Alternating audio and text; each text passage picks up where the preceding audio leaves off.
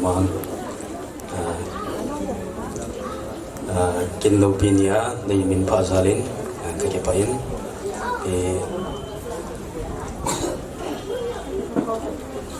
Khutjem Mongbei thì là hình sáng nhé.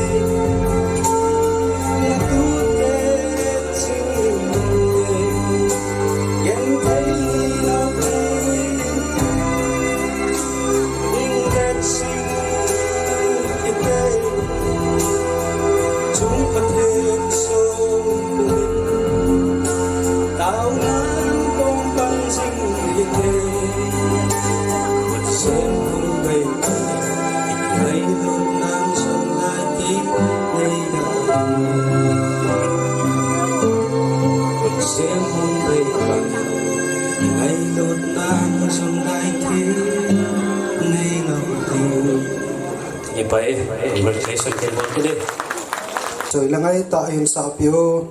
bộ Thongtinal hậu kỳ mà chúng ta phát hiện phát thầy bộ hành lang tu hình program ở ban chợ kinh nội hitin liam na thu e se pi ding ova pa so jakin mi